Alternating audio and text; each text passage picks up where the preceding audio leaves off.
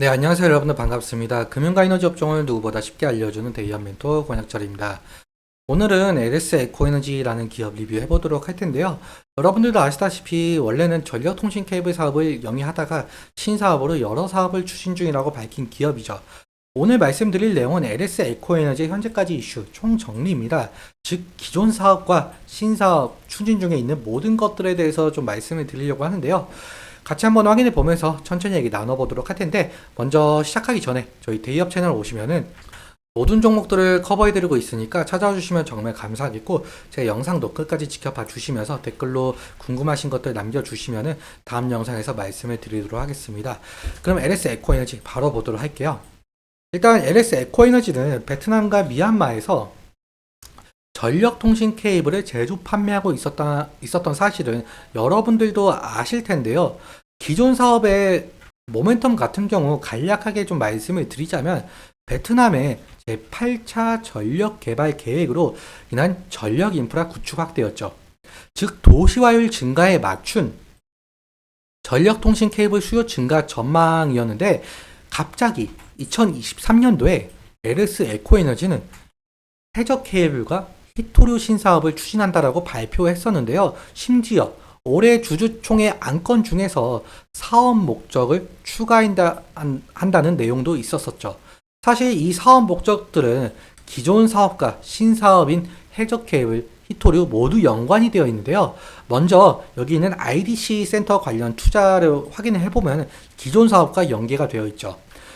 한번 살펴보자면 2024년에는 AI 성장과 함께 기존 데이터 센터 처리보다 15배 이상 증가한 상황에서 데이터 센터 투자가 대두가 되고 있는 상황인데요. 이 기존 데이터 센터보다 전력을 4배 가량 더 쓰기에 그에 걸맞는 전력 통신 케이블이 더 필요하고, 데이터 센터가 늘어나는 만큼 기존 LS 에코에너지의 사업인 케이블 사업과 시너지 효과가 날 가능성이 있다라고 판단을 할 수가 있을 것 같습니다.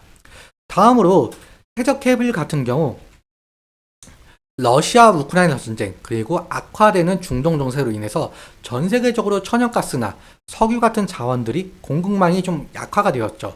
그래서 신재생 에너지인 풍력, 태양광, 원자력 등 각광을 받기 시작했는데요. 이 중 해상 풍력 발전을 꾀하는 나라도 상당히 많아졌죠. 심지어 우리나라도 마찬가지로 100조 원에 달하는 초대형 시장이 열리는데요. 이러한 부분에 대해서 해상풍력 발전으로 전기가 생산이 되면 바다에서 육지로 대규모 전력을 끌어다 올 수 있는 해저 케이블이 상당한 관심을 받고 있죠. 그래서 제2의 성장 모멘텀이라고 말을 할 수 있었던 것 같습니다. 다음으로 넘어가서 히토류 같은 경우는 첨단 산업인 반도체, 디스플레이, 그리고 2차 전지 등에 들어가는 만큼 상당한 전략 자산이죠. 히토류 생산량 1위 국가가 중국이라는 건 모두 아시는 내용일 텐데요.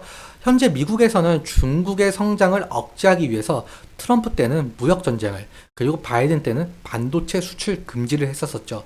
이에 맞서 중국은 전략 자산인 히토류를 무기화하고 다른 국가의 수출을 금하는 전략을 내세우고 있는데, 여기서 우리 한국은 히토류 의존도가 중국의 80%에 달하는 만큼 중국 의존도가 상당해서 중국이 수출을 금하면 우리나라 기업들은 상당히 손해를 볼 수밖에 없는 구조였었습니다. 그런데 LS 에코에너지는 베트남 광산 업체와 계약을 하면서 공급망에 문제가 없도록 만들고 있는데요. 그런데 사실 히토류 관련해서는 신사업 추진 중인 합금 소재 판매 사업 일체와도 연관이 되어 있습니다. 히토류 중에서 네오디뮴이라는 원소가 있는데요. 이 네오디뮴이 붕소와 철을 합금해서 만든 것이 네오디뮴 연구 자석입니다. 히토류 사업을 통해서 네오디뮴 연구 자석을 만들겠다는 말인데, 이 네오디뮴 연구 자석 수요가 점차 늘어나고 있는 형편입니다.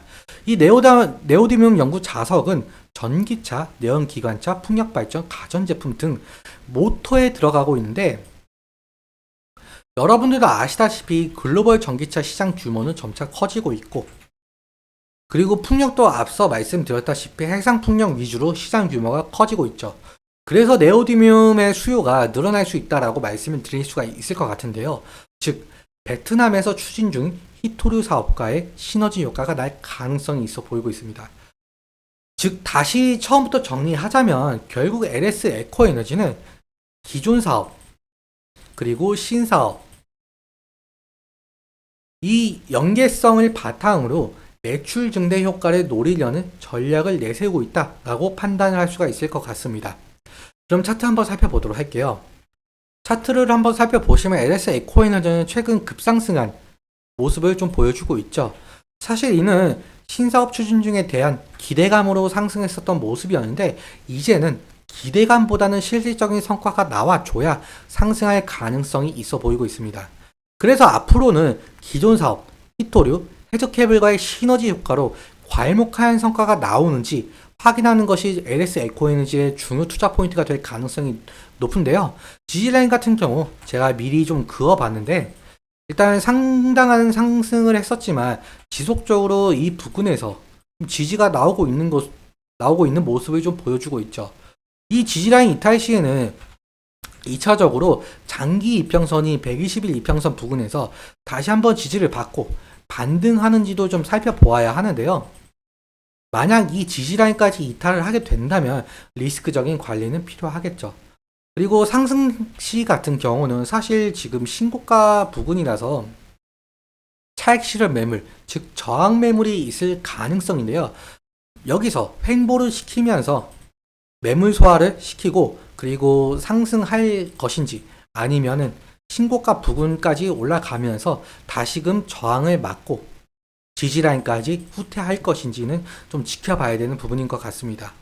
오늘은 여기까지 말씀을 드리면서 오늘 내용 도움 되셨다면 구독과 좋아요 부탁드리고 말씀드린 내용과 차트적인 부분에 대해서는 개인적인 견해가 있을 수밖에 없기 때문에 여러분들의 주관적인 견해와 함께 투자를 하여 현명한 선택 하셨으면 좋겠습니다.